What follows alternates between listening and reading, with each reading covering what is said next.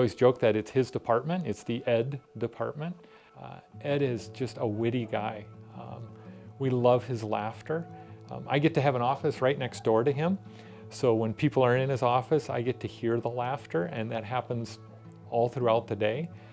He's very quick-witted, are just something we're going to miss. We're going to need a new laughter leader, I guess. Maybe we'll put it that way. He makes us laugh. He can be a little bit sarcastic at times, and that makes life fun. And yeah, we're all willing to laugh at ourselves and yeah, laugh with each other. And Ed encourages that, and we appreciate that. Every faculty member at Dordt has a personality, something that makes them unique. And when I think of Ed Starkenburg, I think of joy. Joy and optimism. Whenever I'd come by in his office, he always had a smile, a laugh, a joke. And I've heard stories in the department of times that Ed had people crying because of his unique way of using language or laughter or joy. And I think that joy and optimism is something very unique about Ed, and it pervaded his service as a faculty member here in ways that were just very special.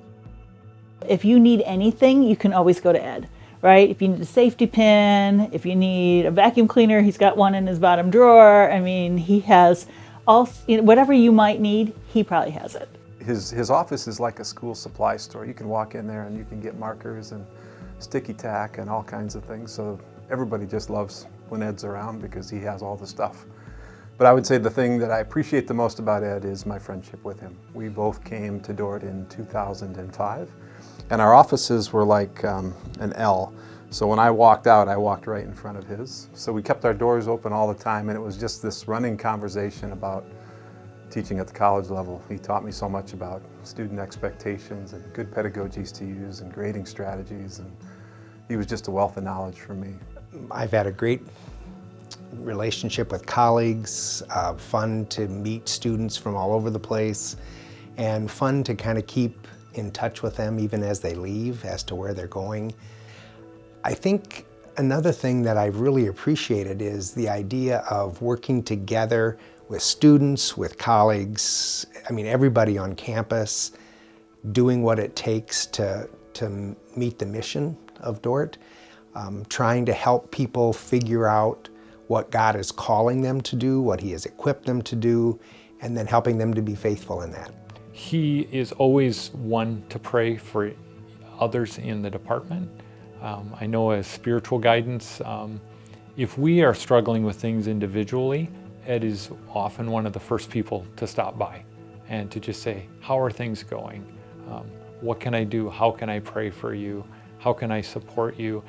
And for Ed, it's not just something of saying, I'm going to pray for you.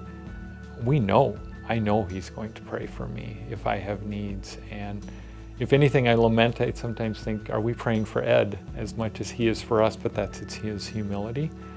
Ed has a close relationship, I would say, with God. And because of that, he's in God's Word a lot, he prays a lot. And the result of that is godly wisdom. And the beautiful thing is he's willing to share it. My first real contact with Dordt was Ed Starkenburg. He contacted me about an open position here. And as a face of Dordt, he's just like a great person to have be the face of Dordt. So he's kind, he cares, he really wants to help. He has a strong faith. It was a great way for me to get to know what it would be like to teach here. I appreciate that anytime students have a question that he finds the resources we need to help us answer those questions. I took a class with him, and then on the side I was doing this project, and every other week he would meet with me and then I would ask him questions, and he would always take the time to find resources and to find people that I could interview and talk about. And so he went above and beyond just being a teacher in the classroom to help me learn more about my research project, which I really appreciated. With him being my advisor, I'd say he's helped me through quite a bit.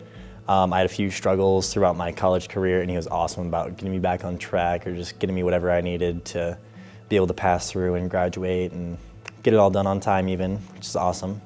I was working in Nicaragua for about 5 months, and I was nervous about being gone. My family was going to be here, I was going to be there, and Ed and I did a devotional together. We did the same devotional so that we could correspond about it, and he could encourage me in that way even though he was at a distance. So he is a great encourager to all of us, but he also supports us in that way. We will miss his spontaneity, his joyfulness, sense of humor. I think we'll also miss the way that we feel so cared for by him.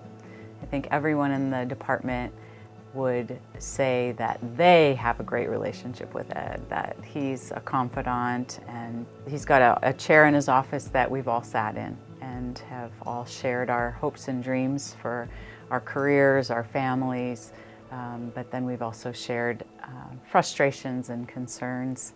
And so his, just the way that he loves on us individually, but also as a whole group, as a whole department. I hope that they remember the content of the course. I hope they remember that in order to be a good teacher, you have to work hard. It's not an easy job, and it takes both a lot of work, but also a lot of mental energy, a lot of commitment. That it takes getting to know your students well, it takes finding the things that motivate them, finding the things that they're interested in, and that they can then do that same thing for their students.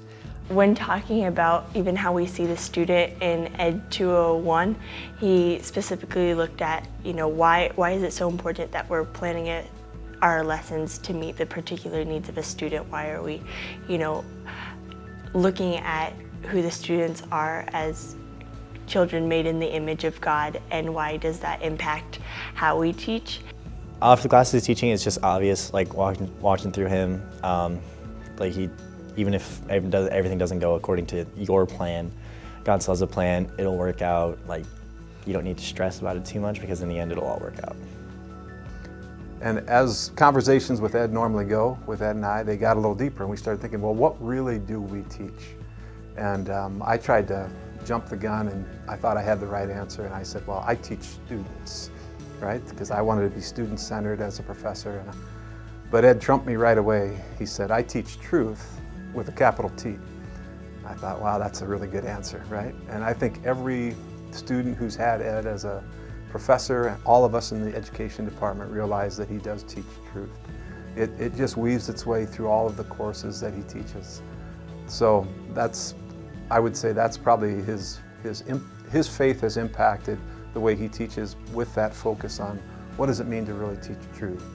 I love teaching. I've loved school since I was a little kid, and so because this job allowed me to use those gifts and my interests in teaching and helping others to learn, that's always been very fulfilling.